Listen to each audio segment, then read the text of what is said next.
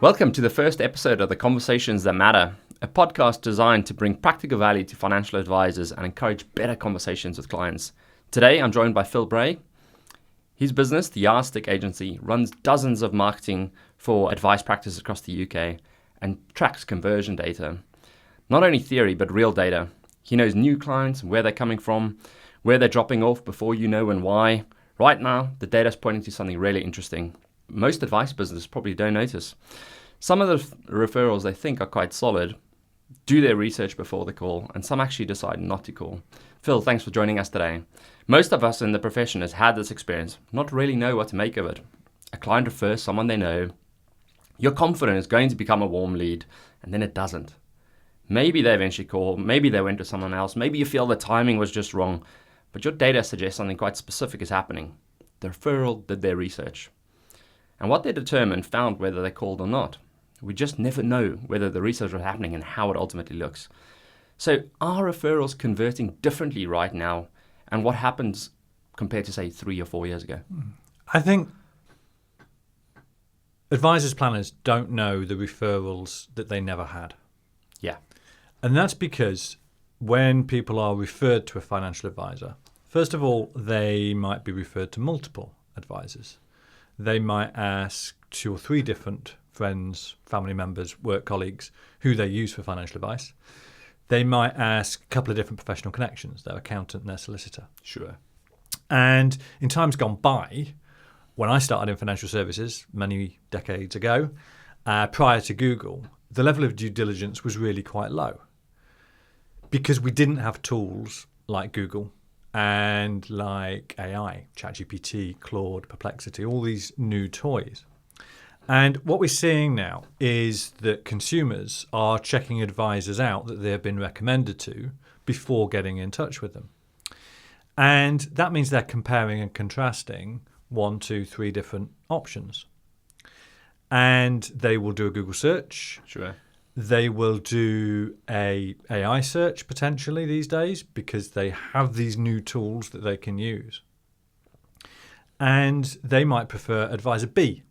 So advisor A and C never knew they were in the game, never knew they were getting considered. And they get dropped off.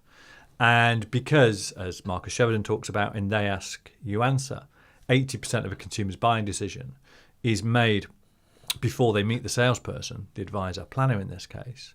That's when advisor A and advisor B just get cast aside. Yeah. And in terms of like what the AI is producing, clearly information scarcity is no longer real, right? When it comes to deciding whether you're going to use advisor A or B because you know a lot more about that. How does that contrast to what you would typically have done on a Google search? So I don't think AI necessarily means there is more information out there. It doesn't. It's the same information out on the net.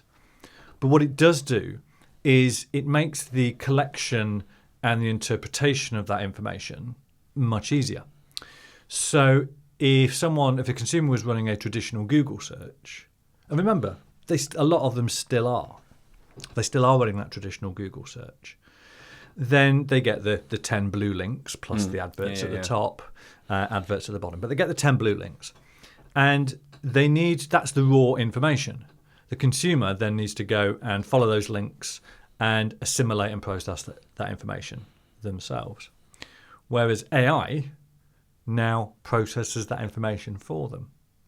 So an advice firm in the old world where traditional Google search was where it was all at, needed to rank well those blue links.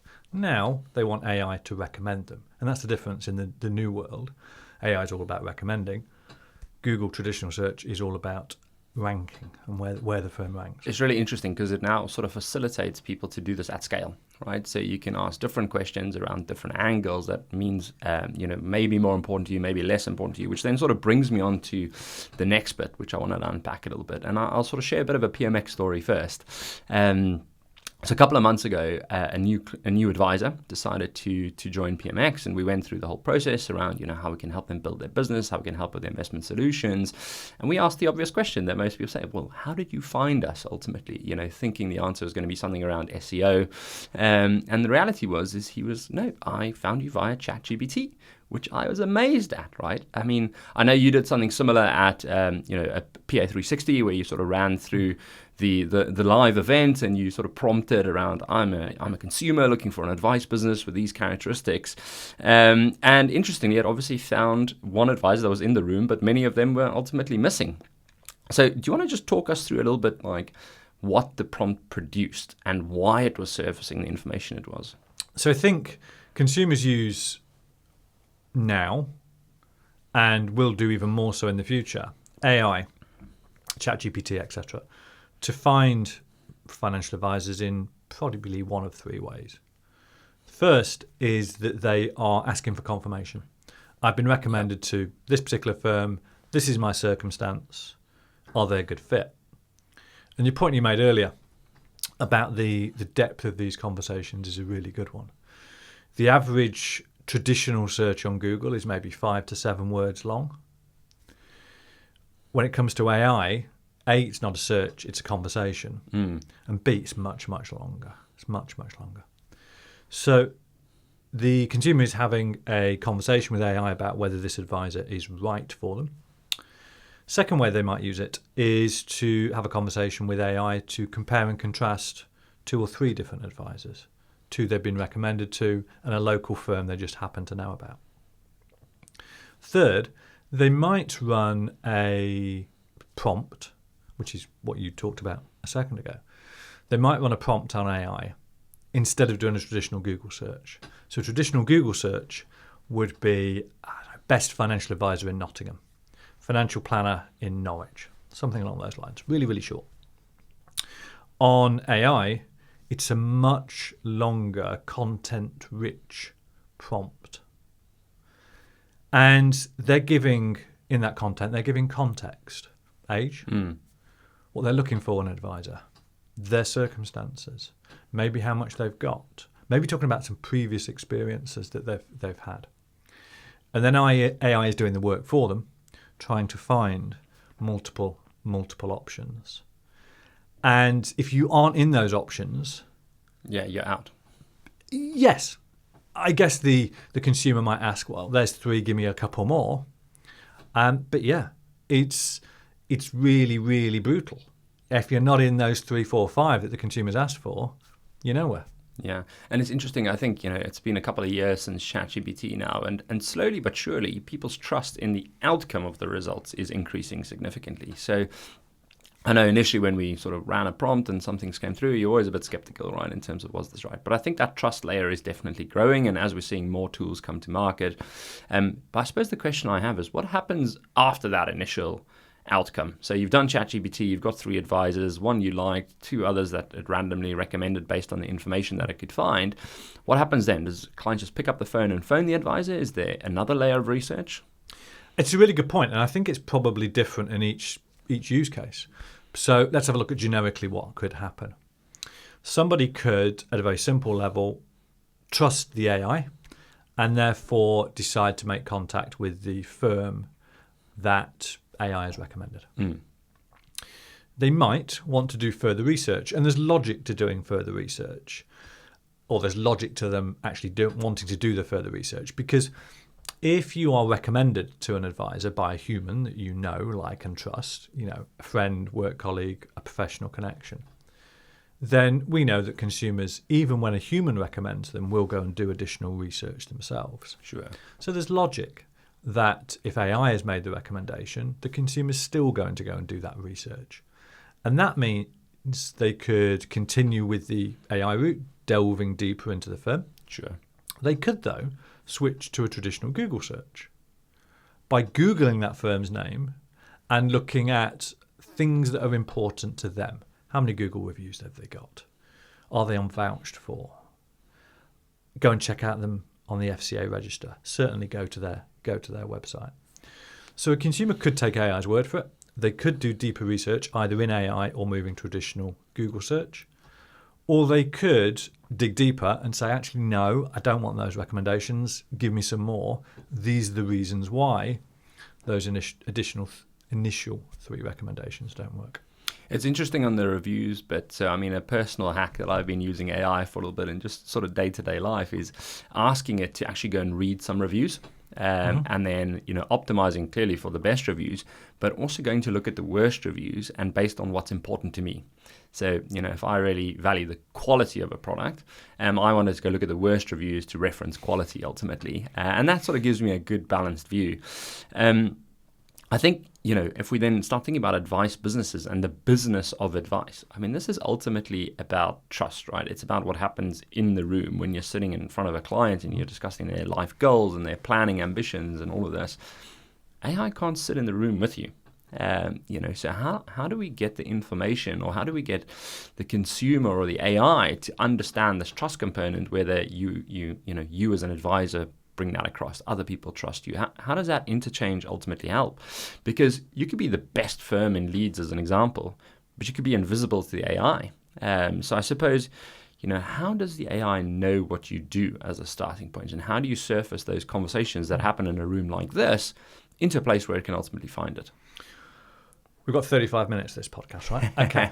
So picking up that first point, how does AI know what you do? And then we'll come on to the trust point. I think we need to reset what we do from a marketing perspective. And good marketing to humans is good marketing to AI. And if I am a potential client of a financial advisor and I hit their website, I want to know that they're an expert in working with people like me. Yes. So if I am a dentist, for example, when I hit that financial advisor's website, I want to understand if they specialise in working with dentists. I happen to be a marketing agency owner. If I was looking for a new financial advisor, Tom, if you're watching this, I'm not, then I would go onto websites and I'd be looking for a financial advisor who specialises in working with marketing agencies.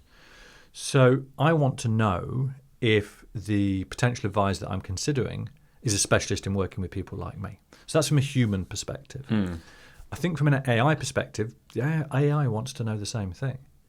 They want to know, is the firm, or are the firms that the AI is considering, a specialist in working with people that, like the human that is putting into the AI prompt. And therefore we've got to ditch the conversation on websites where we're talking about products. Yes. So websites that talk about pensions, savings, investments, mortgages, it's always been dull from a human perspective. It's now not helpful from an AI perspective. Much better to talk about the types of people that the firm works with. And that does two things. It means that the human is, when they land on the website, if the website is explaining that they work with people like them, then they're going to immediately feel at home, and they're going to be much more likely to think they've found the expert that they need. When the AI looks at the website, it does exactly the same thing. It will help the AI understand whether this firm that the AI's website is currently on is potentially right for the human that's asked it the question. So I think we need to be talking about people, not products, on website to help both humans and the AI. Your point on the sort of website content and not being product-led, I mean, it resonates a lot. But one of the benefits of living in the UK is the British summertime. So I managed to find myself on the golf course on Friday with someone from London Stock Exchange Group. And he was in charge of the research and, very different industry we're talking about. But he said they're now optimizing their output, not only on their website, but in terms of their research notes that they're putting out, to be one consumed by humans and one consumed by artificial intelligence. And because AI hates things like PDFs, right? It doesn't actually need the fluff of images. It's us as individuals who are attracted to a nice mountain with some commentary around it, right? Do you think that websites are going to have sort of like shadow websites built where AI can consume information easier, or what are some of the research you've seen there? No, I don't think so right now. Who knows where it might go? Yeah. Who knows where it might go? But the websites that I've seen, the websites we're talking to firms about right now, clearly the information's got to be displayed in the right way for AI to pick it up. Pick it up, yeah. But I think it's perfectly possible with one website, rather than a website and a shadow website, to fulfill the needs of both humans and AI. Right now, that would be my personal opinion. Who knows which way it will go? Yeah, it'd be interesting. I mean, I didn't even think about this concept until I heard about it the other day. I mean, the other point you picked up on a little bit was this concept of niching. And so I suspect it makes it easier for AI to recommend you if you're a niche advisor.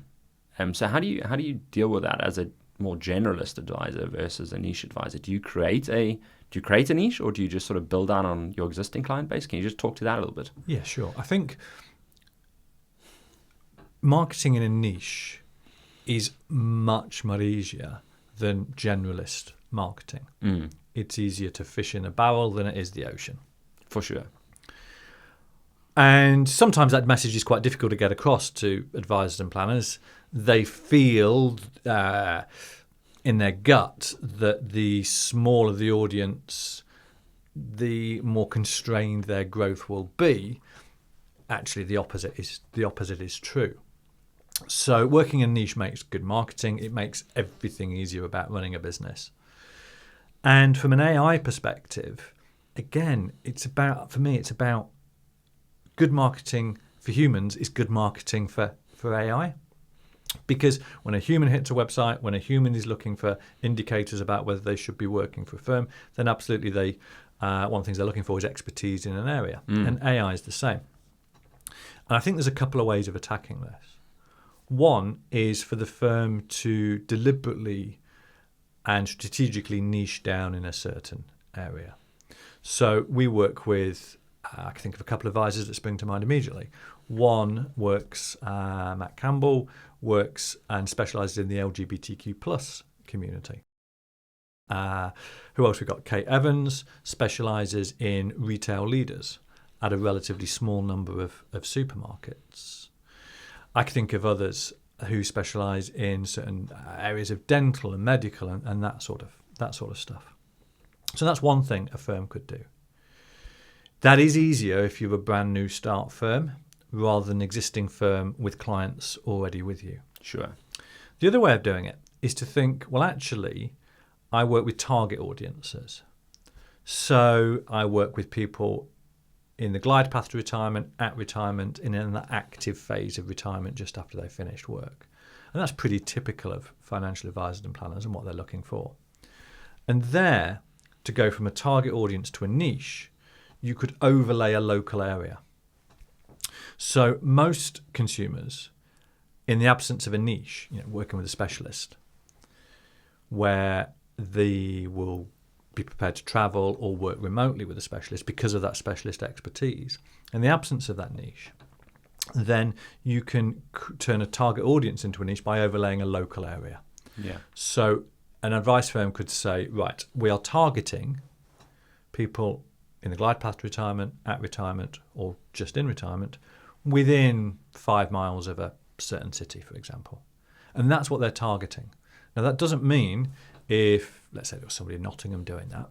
Now, that doesn't mean if they got a new inquiry who was happy to work remotely in Edinburgh or Penzance that they wouldn't deal with them, but their marketing is focusing on those things.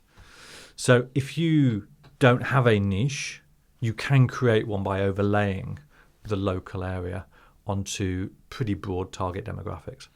It's interesting. I think far too often we might think too high level about a niche, but I mean some of those tips that you've just given there, and like how you can qualitatively niche as well, not only just by outcome but in terms of very specific demographics and things as well, becomes useful, right, as you mentioned. And let's be honest, the advice gap is real, right, and the access to advice is limited, and so therefore there must be many subsets of niching. So I think ultimately and a lot of advisors will take things away from this and go and think about it. I suspect many people listening to this going, oh my gosh, I need to do something, right? This is real. It's happening now. I've heard some tangible advice. I worry, though, that people go and do the wrong thing, right? The instant knee-jerk reaction to just go generate loads of content, create blogs, all these different aspects, potentially probably using AI, because obviously we need to do this at scale. But how do you start thinking about that? What are some of the things that you've seen advisors do wrong today? If we think about your vouched for profile, if we think about, your blog post, you're trying to get exposure online, how are they getting some of those things wrong? And what could be some improvements? Okay, so I think we need to start by thinking about what good looks like and what AI is looking for. Yeah. And AI, to answer the questions humans ask of it, needs information. And so it needs source information. Good example of what we spoke about earlier. The types of clients that an advice firm might give is good source information that AI can use to answer the questions humans ask about. The second thing AI needs is trust indicators, expertise indicators.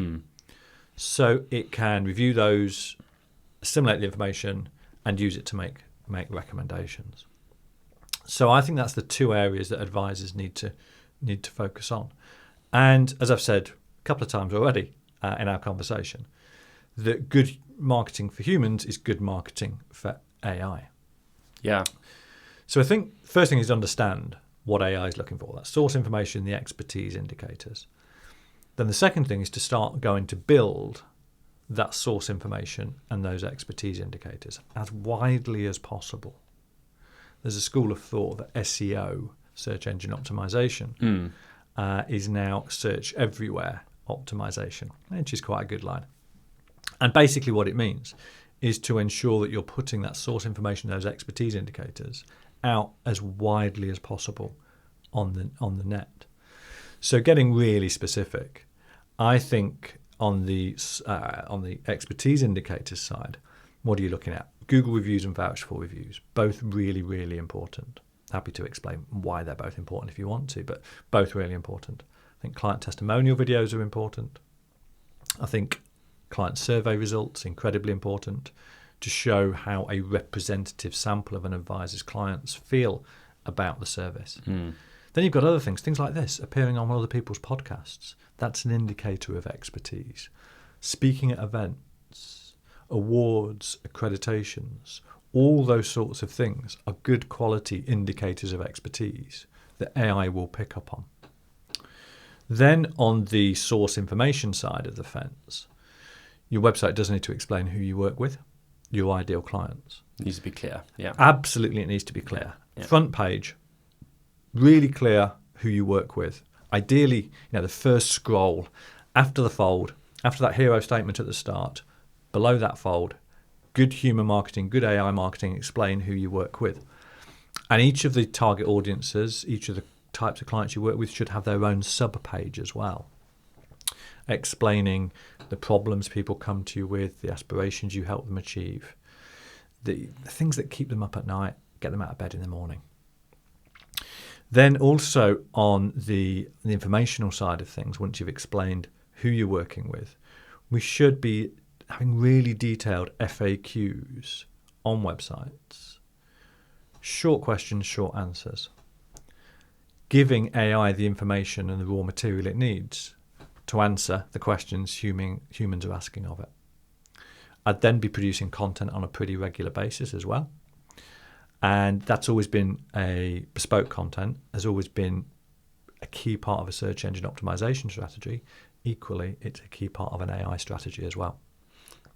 Yeah, I think you talk about SEO, and I think that's quite well known. I mean, it's a term that's been around quite a long time, but this new term, AIO, has been introduced as well. And so often those things get confused. Like, what are some of those confusions that happen?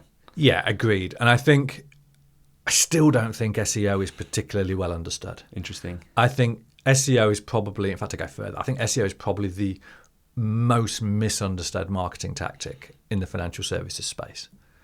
Because people will say, I've got a new website, why is it not ranking? And that's because websites and SEO are just two completely different things. A website is, in some ways, a once and done job.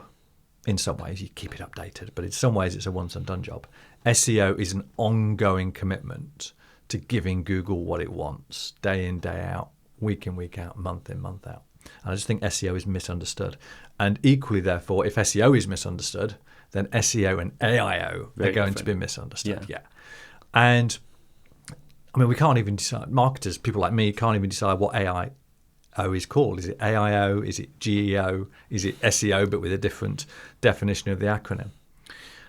But the big difference, as I said earlier, is that SEO is all about being ranked by Google. If you're not on the first page, ideally top half, you're effectively nowhere. When was the last time you went to the second page for a Google search? It's pretty rare.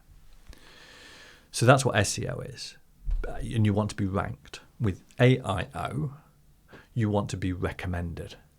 Interesting. Yeah, so that's the big difference. You want to be ranked with Google, traditional Google search. You want to be recommended by AIO. That's the big mindset shift. Yeah, so lots of takeaways there, I think. And where AI is quite useful here as well is like once you've inputted, this is my target market, this is what I want to achieve, this is what the hero of my story ultimately looks like, it can really help with, creating a content schedule. I mean, these are the topics I want to talk about, because often I speak to advisors and they go, yeah, we want to write more, but like we're running out of ideas of what to write in terms of that consistency. And I think idea generation, then with your qualitative overlay about what I'm really good at and what are the insights, becomes quite a useful tip. I think that's been really interesting, Phil. As part of the conversations that matter, what we really try and do here is to give people like a practical takeaway. So something they can go put the podcast down, get the Apple AirPods out, and go and do something right now. So as we wrap up the show, can you give the listeners and the watchers of the podcast just one practical takeaway? Yeah, I think if you're going to improve your AIO, and we now know what that means, you've got to understand where you are now. From what point are you trying to improve? And therefore, I would be running in a variety of different AI applications. Start with ChatGPT because that's still the most popular in the UK. So start with ChatGPT and run a series of prompts as if you are a potential client of yours. Yes. So I am 65, my wife is 64, we have £500,000 in pensions, we want to see an independent financial advisor who's prepared to see us in the evening at their office and charges a fixed fee, for example. And put that into a temporary chat on ChatGPT and others. We see many firms making the mistake of just going straight into ChatGPT and popping it in. Oh, that's a good point. And clearly it's remembering what's previously been put in there. So use a temporary chat and run half a dozen of these different prompts on half a different AI platforms, starting with ChatGPT. And look at two things. Look at, are you one of the firms it recommends? And second, look at the sources that it cites. Because one of the beautiful things about AIO is that it's an open book. We can see which sources the AI is citing. Whereas with Google search in the old SEO days, you couldn't. Yeah. So go and have a look at what it's citing. Go and have a look at the sources that it's using. And then follow each of those. Make sure you're on them, make sure you look good, and make sure your profiles are fully completed if it's a directory. So for me, job one is to understand whether you are being ranked right now. Job two is to go and fix the issues that's potentially stopping you and preventing you from being ranked, and you can follow the breadcrumb trail by looking at the sources. Jeez, I think such a practical tip on temporary chat. I often forget about that as well, because clearly you speak to it all day, every day. It knows you really well. It's going to recommend you. AI is kind of nice to us, right, in some instances as well. So that was super useful. Thanks, Phil. I think it's been a great conversation. I think there's loads of practical tips that everyone can take away. I know there's personally things that I'll take away and go and look at the PMX website and making sure that our content is aligned to the conversations we've had. But yeah, thanks for your time and look forward to another one not too far in the future. Thank you. Enjoyed it. Thanks for having me on.